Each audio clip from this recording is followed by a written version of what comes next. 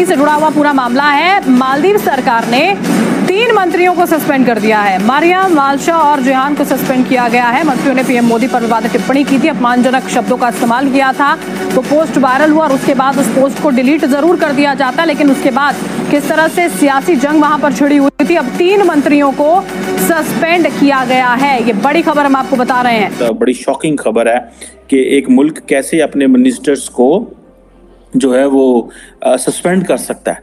और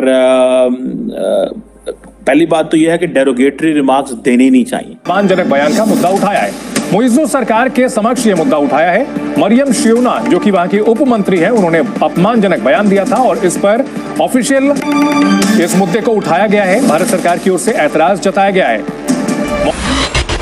বন্ধুরা, আপনারা তো সকলে জানেন ভারতের foreign policy tit for tat নীতি ভারতের সাথে যেমনটা করে ঠিক ভারতও তার সাথে তেমনটাই করে।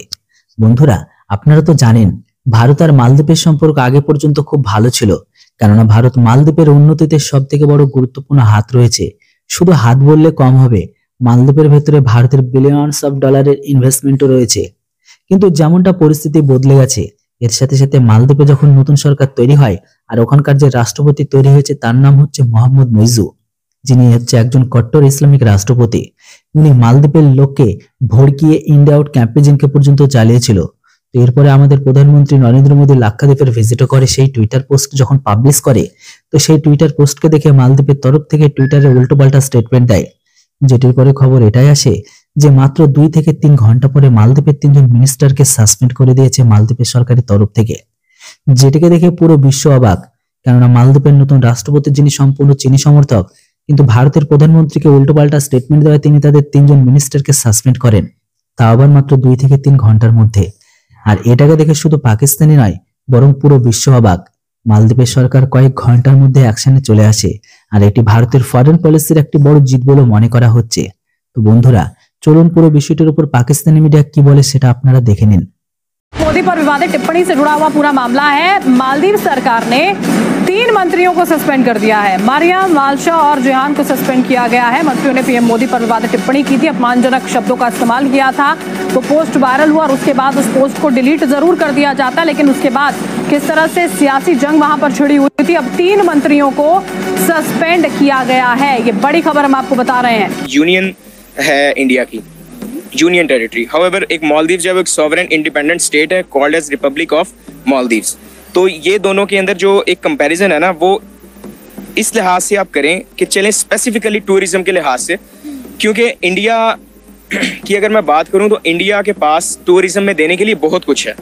आप ये ना करें कि इंडिया के पास सिर्फ और सिर्फ एक आइलैंड निकला है तो जी लाओ अब इंडिया जो है वो टोटली टूरिज्म मॉडल पे है। सबसे पहले तो मुझे लगा ही नहीं था कि ये इंडिया है। अच्छा। सबसे पहले मैं शॉक्ड हुआ हूँ इतना कि यार बॉलीवुड स्टार जैसे शाहरुख खान, सलमान खान और भी बहुत से फेमस बॉलीवुड के स्टार्स हैं, उन्होंने भी इनकी वीडियोस शेयर की हैं। तो मैं पहले थोड़ा सा शॉक्ड होता रहा हूँ। मैं कहा यार ये लक्षद्वीप भी है। मैं कहा ये नहीं यार, ये आई थिंक सोचो अगर सारे एक्टर्स जो है एक साथ मालदीव निकल गए। हाँ, मुझे यही लगा। मैंने कहा आई थिंक ये ना मालदीव के हैं, वहाँ पे ना उनका कोई शूटिंग हो रही है, उनकी कोई मूवी लगता है, कोई हैवी प्रोजेक्ट होने वाला। अगर आपको मौका मिले कभी इंडिया जाने का तो आप तो बिल्कुल नहीं जाना चाहेंगे, क्योंकि आपने स्टार्ट में ही बोल दिया। एग्जैक्टली, मैं कभी नहीं जाऊँगा। अगर मुझे मौका मिले तो मैं इंटरनेशनल लेवल पे अगर विजिट करना चाहूँगा तो वो, या मेरा एक ड्रीम है, मेरी एक ख्वाहिश है कनाडा, यूएसए। और इंडिया से क्या मसला है? इंडिया से मसाइल शुरू से ही अच्छे नहीं है, हमारे ताल्लुकात अच्छे नहीं है, लेकिन इंडिया तो सियासतदानों के नहीं है ना, वो तो सियासतदानों के मसले। अवाम को अवाम से क्या मसला है? अवाम को अवाम से ये मसला है कि वो लोग मेहमान नवाज नहीं है। लाइक उसने कह दिया ये आपको। अगर मैं एक टूरिस्ट हूँ और मैं अगर जाता हूँ ना, मैं अगर चूज करता हूँ इन दोनों के बीच में, तो मेरे ख्याल में मैं इंडिया को चूज करूंगा। उसकी वजह यह है कि मैं अगर वहां पे जा रहा हूँ, लेट्स सपोज 2 वीक्स या 3 वीक्स की हॉलीडे एंजॉय करना है, तो खाली ये नहीं है कि मैंने बीचेस पे घूम के आ जाना है। मैं उसके अलावा और भी हेरिटेज एक्सप्लोर कर सकता हूँ। I can go towards north of India. आप देखिए वहाँ पे कितने कल्चर्स हैं। वहाँ पे आपके पास नॉर्थ इंडिया में अलग कल्चर है, साउथ इंडिया में अलग कल्चर है, बंगाल की तरफ अलग कल्चर है, नागालैंड की तरफ अलग कल्चर है।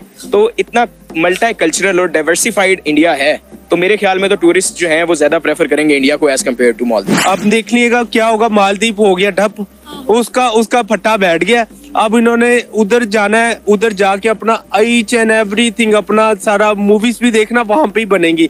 जैसे लोग जाते थे बॉलीवुड के स्टार मालदीव पे जाके कोई ना कोई शूट कर रहे होते थे, बट अब मालदीव का इंडियंस ने बायकॉट करना शुरू कर दिया। उन्होंने कहा बायकॉट मालदीव्स और ये हमें विजिट करना चाहिए। लक्षद्वीप ऑब्वियसली मतलब कि लोग विजिट करना भी चाहेंगे, लेकिन अगर मेरी प्रेफरेंस की बात हो तो मैं बिल्कुल नहीं विजिट करना चाहूंगा, क्योंकि मेरी बचपन से ही एक मतलब कि एक वो माइंडसेट बना हुआ है कि नहीं, इंडिया से नफरत ही करनी है। इंडिया दुश्मन मुल्क, इंडिया दुश्मन मुल्क है। यही तो हमारी गलती है कि हमने बचपन से हमारे दिमागों में भी, और हमारे बच्चे जो अब हमारा फ्यूचर होंगे उनके दिमागों में भी हमने अपनी किताबों के जरिए ये भर दिया हुआ है कि इंडिया हमारा दुश्मन मुल्क है, इंडिया से नफरत करो। और ये बहुत गलत बात है, ये चीज़ नहीं होनी चाहिए। अब देखें ना कि आपने अपना माइंडसेट बता दिया कि बचपन से मेरे दिमाग में ये चीज़ है कि भाई इंडिया दुश्मन मुल्क है, इंडिया से नफरत करो। तो आप माशाल्लाह वेल एजुकेट पर्सन है, इतने बाशाऊर होने के बाद भी अगर आपका नजरिया नहीं बदला तो हम अपने आने वाली नस्लों का नजरिया कैसे बदलेंगे? तो ये बड़ी एक डेवलपमेंट है कि मालदीव के 3 मिनिस्टर्स जो हैं उनको सस्पेंड कर दिया गया है। एक का नाम है मरियम शुइना, दूसरी का नाम है मालशा शरीफ और महजूम माजिद। एक और मिनिस्टर हैं आई थिंक हसन ज़ेहान, उनका नाम भी इन चीज़ों में आता है कि ये जो मिनिस्टर्स थे ये रिस्पॉन्सिबल थे बिकॉज इन्होंने प्राइम मिनिस्टर मोदी के बारे में और भारत के बारे में कुछ डेरोगेटरी रिमार्क्स जो थे वो दिए थे।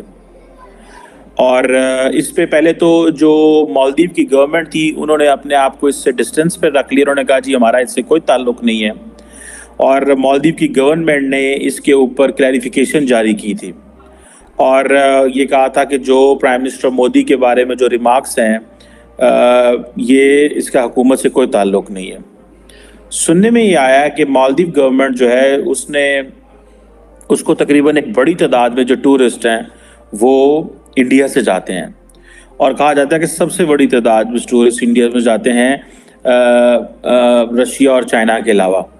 और कहा गया है कि हाईएस्ट नंबर विजिटर्स जो हैं वो जो दिसंबर 2023 का एक डाटा है उसके मुताबिक आप ये समझ लें कि तकरीबन अगर मैं कह सकूं तो 18 लाख के करीब टूरिस्ट वहाँ गए हैं और उसमें देखिए ये बड़ा डाटा है, ठीक है।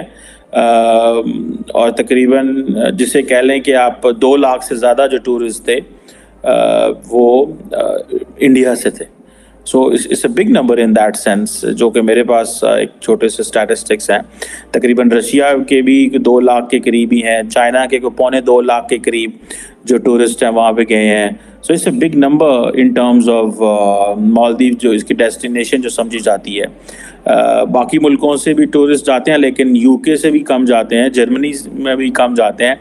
इंडिया को क्योंकि बहुत करीब पड़ता है मालदीव्स और अच्छी टूरिस्ट स्पॉट्स हैं तो वहाँ पे इंडियंस बहुत ज़्यादा जाते हैं और बड़ा गए हैं। अब ये जो एक कंट्रोवर्सी जनरेट हुई बेसिकली, अब आप इमेजिन कर लें कि नरेंद्र मोदी का या भारत का कितना ज़्यादा असर रसूख है।